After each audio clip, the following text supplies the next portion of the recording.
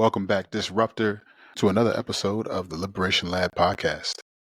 And we are talking about ways to center healing. How can we heal? First, let me just pause and thank Dr. Yolanda Seeley Ruiz for her contributions last week. I hope that if you have not already done so, you're going back and checking out that episode. It was profound. I walked away thinking about ways that I need to improve and ways that I need to reflect. And so I invite you to do the same. We're continuing to center healing and humanity here in season 2.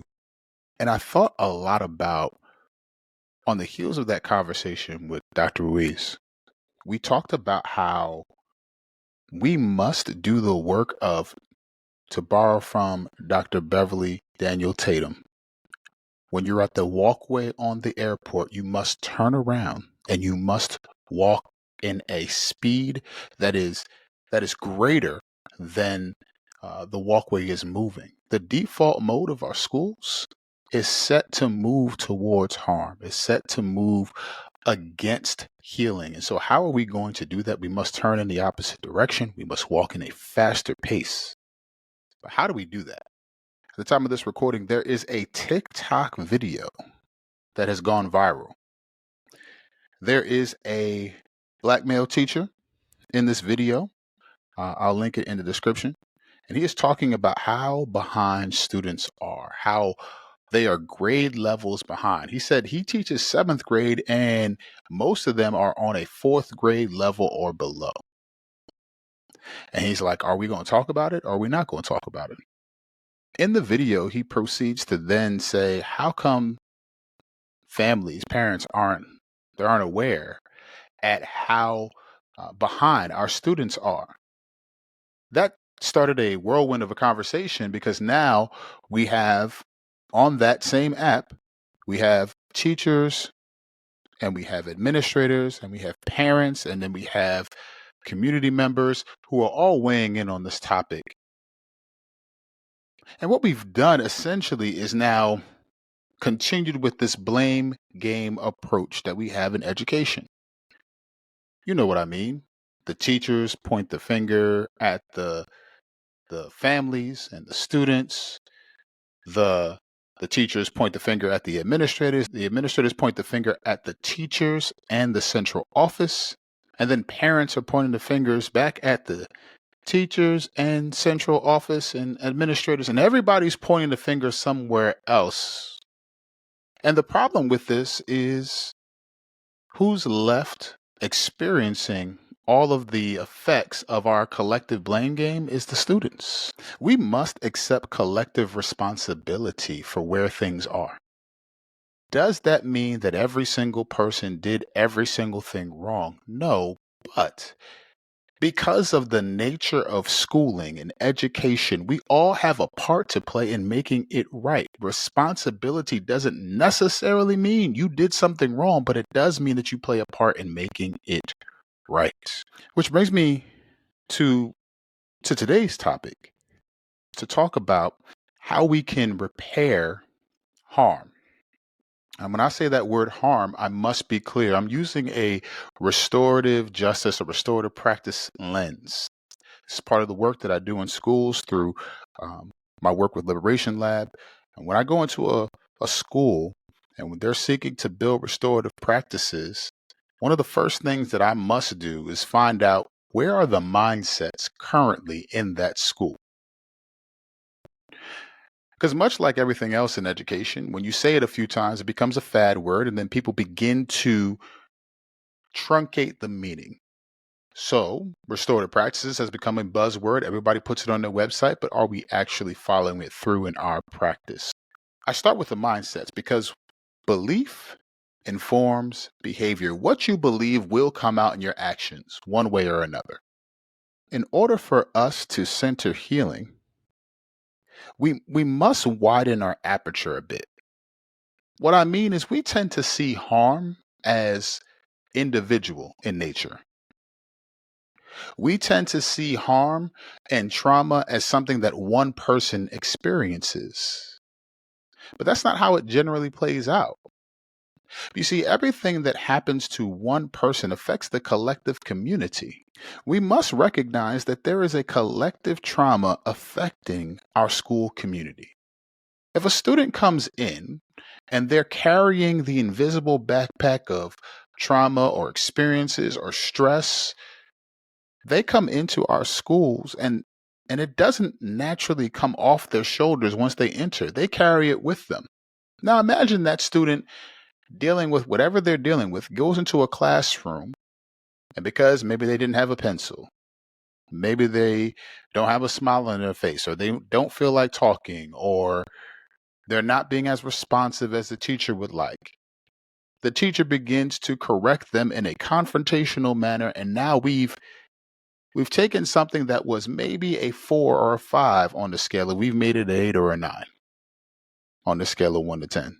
Schools typically do little to buffer the stress that students experience outside. And once they get in, we compound it like interest. So a student who now goes in and now experiences that interaction with the teacher now has to deal with it and then move, if they're in secondary, move to another classroom with another teacher who may or may not do the same thing. And let's assume just for a second that that teacher does step in the gap, try to bring some remedy.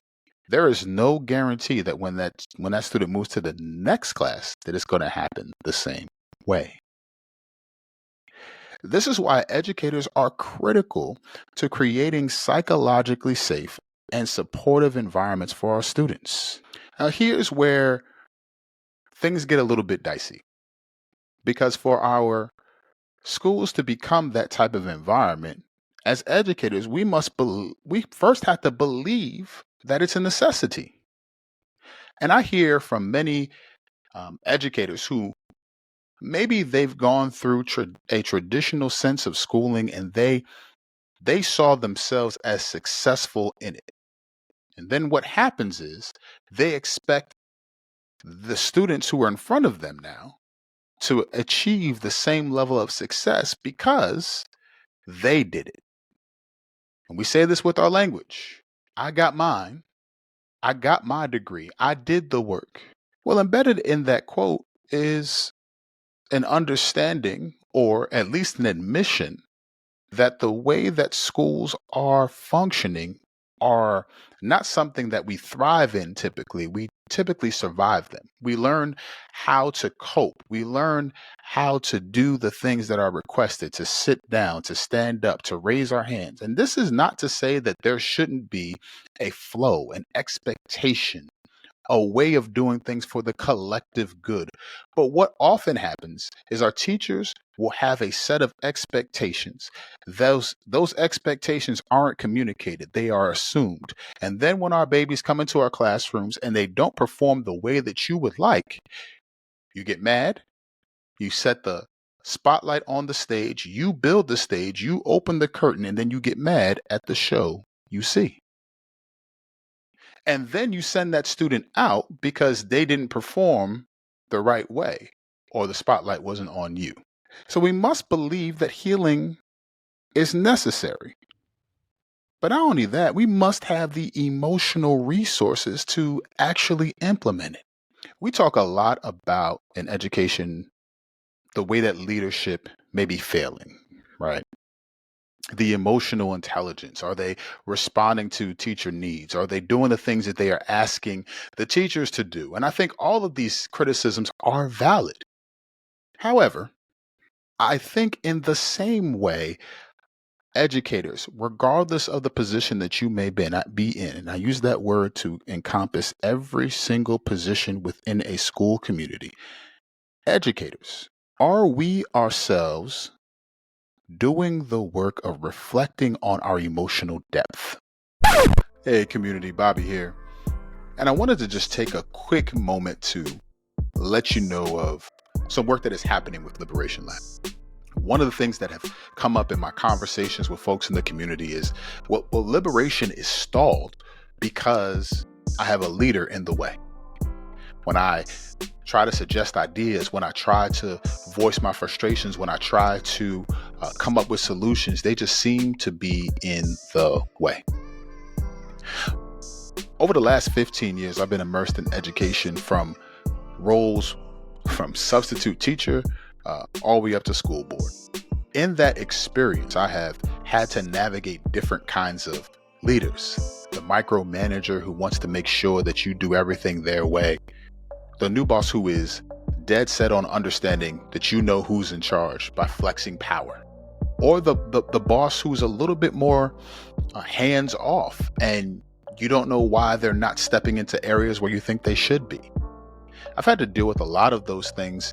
And one of the things that has remained true for me is being able to use and understand through emotional intelligence, patience, and the like, the blind spots of my leader to move things forward, turning the blind spots into pathways for liberation. And I want to be able to share in community practices that I believe will help you lower the frustrations that you feel and give you tools and keys to be able to get your ideas heard. So join me on October 21st, Empowered, a workshop on managing up in school. I can't wait to see you. It's only $49, October 21st from 12 to 1:30 Eastern. And I can't wait to see you. Peace.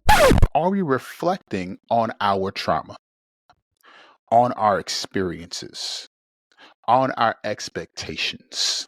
The reason I asked this question for us is because many of us come into schools and we've been told that we must center students, we've been told that we must center others. And at its best, we have a PhD understanding of how to look for someone else and how to cater to the needs of someone else. But to borrow from the same analogy, we haven't even graduated high school and how to do that for ourselves. So we barely know what our emotional needs are because we tie our teacher efficacy and we tie our teacher effectiveness to how they respond to us, what grades or things look like. And all those things may be valid and true, but what it does is now puts our efficacy in the hands of someone else, and we don't have power, control, or understanding of how to navigate that. It leads to a lot of problems. The second way that I see it come up is that there are a lot of teachers who fail to do the emotional labor and work in understanding who they are, understanding their triggers, and they wield power like a gavel, and they're the judge in the courtroom, and they get to rule and preside over all who come into their kingdom, aka classroom. And these are the teachers that'll tell you things like, well, we're just shifting all the power back to the students. And then my response is, did they ever have any? Did they ever have any control? Did we ever center our students? Did we ever think through those things? The answer is absolutely not. And this is where we get into trouble in education, because we have to shift our mindsets. In our schools daily, there are the presence of microaggressions and teacher practices. And these can be the sources of the chronic stress that our students feel. Our lack of cultural humility and a lack of cultural proficiency leads to snap judgments that we make about people different than us, a world that is growing more black and brown. And because we have these predetermined or biased understandings of things, it comes out in our practice. True story. I was recently in a training. I serve on a school board in my town. And I was recently in a training where there was a gentleman presenting on how to make better, safer, and more inclusive schools and things that school boards need to be thinking through. And he brought up unconscious bias. And immediately, like clockwork, like I expected it to happen, there were folks in the comment section of this Zoom training and saying things like, well, if it's unconscious, how do I know I have it? I really, really struggle, y'all, with this notion, because at this point, we have enough information out there for us to not choose ignorance. Unconscious bias doesn't mean that you don't know it exists. In that sense, it's unconscious because it is the default mode setting. but more information, more folks speaking into and creating frameworks and uh, pressing for liberation, those pointing to the problem and saying this exists.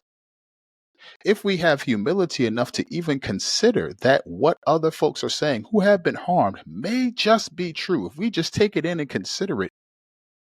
I use this analogy often since I heard it on TikTok. There was a creator who was talking about how if we are going to be the kind of um, people that excuse ourselves by saying things like, well, not all men, not all white people, not all, in this conversation, teachers. He says, well, look at the analogy of gun safety. When anybody does a gun safety training, they are taught to look at every weapon as though it is loaded. When you approach a gun, assume it is loaded. Why? Because mishandling that gun can lead to harm for yourself or someone around you. So you assume it has the potential for harm before you even assess whether or not it does. What if we took that same stance with ourselves? What if we assumed that we have the potential for harm in any interaction we have with someone else, so that when we approach someone else, when we approach our classmates, when we approach those who may be different than ourselves, we assume that we have that potential, we reflect, and we think about how we should approach this interaction in a way that honors their humanity. This is where those shift of mindsets is needed. Because in our teaching practices and in those microaggressions, the existing biases based on race, home language, immigration status, income, socioeconomic status, and etc., all of those things live there. We have to do the work of evaluating ourselves, having those we trust evaluate our teaching practices, what happens in our classrooms, holding each other accountable. Too often we mistake love, love of our practice, love of our profession, love of others, just in general, the word love and the practice of love as something that excuses behavior. If we're really practicing love, then we put ourselves in a position to speak truth. Truth and love must go together. I can have compassion. I can have empathy. I can think through my words when I communicate that truth. But if I truly love you, I don't allow you to walk around continuing to perpetuate harm. I confront it because I love you. And if it's not the colleague or the supervisor that you love, certainly it must be the kids. So we must confront each other and confront our um, blind spots and the ways that we enact harm because we love the kids. And so the question is, what are some practical ways? How can we heal? I'm going to go through a couple of things that I think will be helpful. And first, we must reflect. What was your K to 12 experience like? What were you like as a student? Too often, when teachers have experienced levels of success or perceived success, they often make their perception the reality for everyone else. What I mean is, just because you experience levels of success in traditional schooling doesn't mean it has to or it should work for the students that we teach now. We love our products. We love, if you have a device, if you're listening to this on your iPhone, no one wants to go back to the first iPhone made. We love advancements. We love change when it suits us.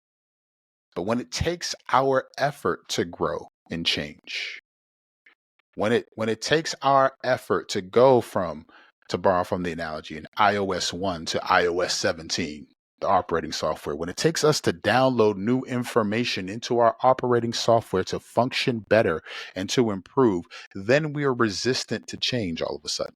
Then it's, I got mine, you better get yours. And so we must ask ourselves some questions.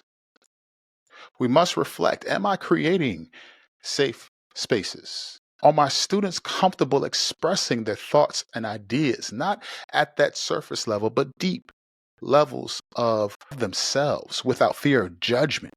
Have I established clear guidelines for what respectful dialogue looks like? Are there class norms that we've co-created? Not that I've told them, but that we've made together. Am I practicing active listening? Do I actively listen to my students and give feedback? Or am I listening for the point that I want to hear so that I can navigate the conversation myself? Am I open to hearing about their feelings, their concerns, their experiences, even if they aren't directly related to the subject matter? Do I have space for them to do that so that we can still move and progress through our curriculum while honoring who they are? Do I encourage peer support? This is a big one. I was listening to Zaretta Hammond, author of Culturally Responsive Teaching and the Brain, must read for every educator. And she says, when a bee is confused, it goes back to the hive. And she uses that analogy to talk about how we must have collectivist principles. So when we talk about being culturally responsive, people think the handshakes when kids come in the room, or the dances and the rapping. And we see this all the time with certain schools who I won't mention on this podcast that do these types of things, and they think they're being culturally responsive, but they're really being culturally exploitative. If we're truly being culturally responsive, the way that we can do that and still honor the deep culture and rich culture that our students bring in is have a collectivist principle. What that means is, do we encourage peer-to-peer support? And this isn't just ask three before you ask me. This is, do we have systems in place for when a child is confused and maybe they don't want to come to the teacher because it's embarrassing, or whatever have you, but we have systems in place for them to engage with their misunderstandings. We've created a classroom where that's welcomed. Am I mindful of my language? Do you use language that's inclusive and affirming of all students?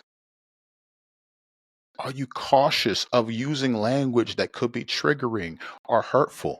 Sometimes we think we have an understanding of culture, and I am talking directly to my Black and brown educators here. We think we have an understanding of culture because we ourselves have deep, rich culture embedded in who we are. And sometimes we trample over the culture of someone else in the process.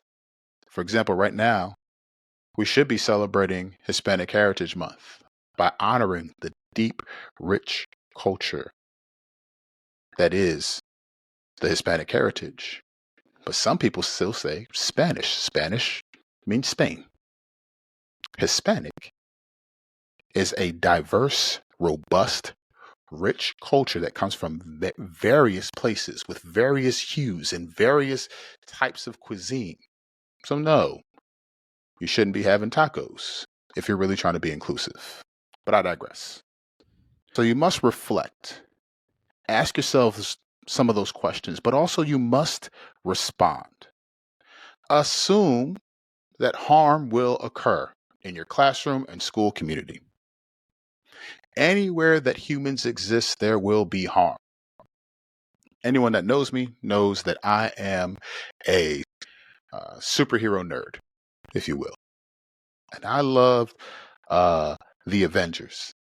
And Thanos is coming to wreck shop, and this is the first one. He's trying to gather all the Infinity Stones in this Infinity Gauntlet that he has. And Doctor Strange is trying to figure out the best way to handle this incoming threat. He gets up and he's meditating. You see his head move all over. And when he's done, he says, there is a path forward. There's this one way that we can do things. In the presence of harm that we should assume is going to occur, the question we must ask ourselves is, do we react or do we respond? More times than not, you react. And when you react, I'll speak for myself. When I react, the worst parts of who I am come out.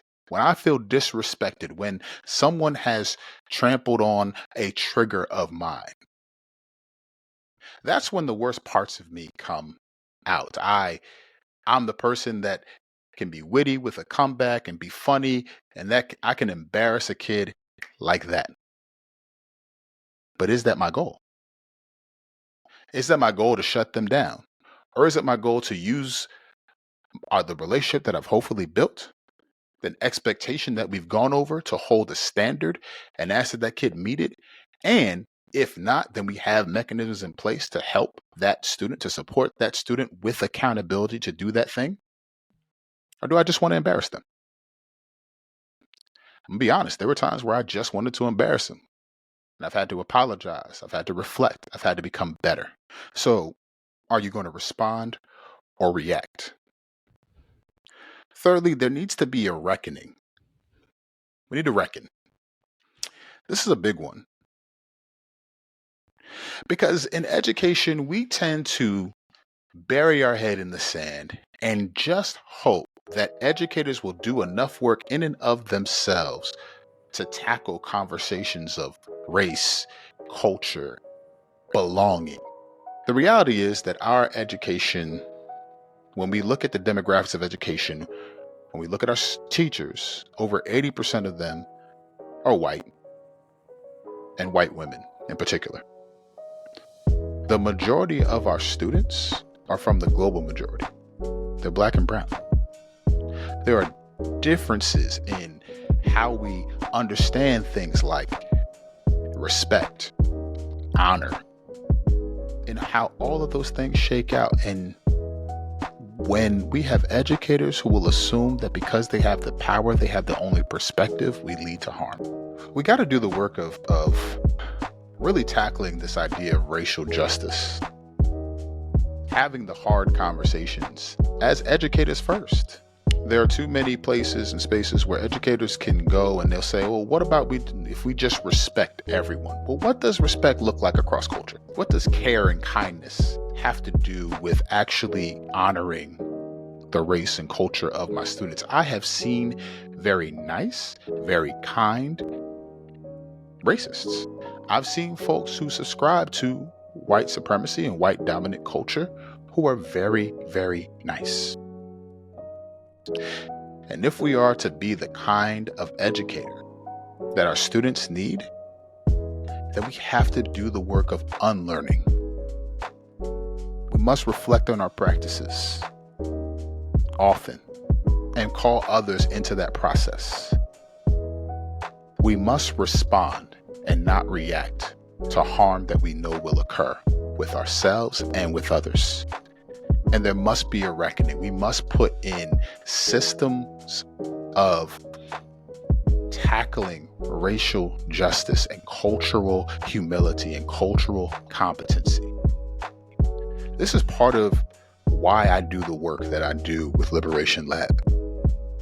Because I believe wholeheartedly that if we're truly going to be disruptive educators, then that means we are culturally competent. That culturally competent teachers and leaders are the key to student flourishing. When we do things like ignore the harm or minimize harm, or when we put things into place that are ineffective, do we use all the data that we love in education to track how we're dealing with these issues? Are we truly refining our approach by using data, by using qualitative and quantitative methods to ensure that we're moving along the paths we have set for ourselves? You see, Disruptor, if educators are critical to establishing those safe, those healing spaces within our schools, then we must do the work of ensuring healing is in our lives first, so that it can be your reality in our schools. The question is whether or not you're going to step up and do what's right for yourself and for those around you. Let's keep pushing.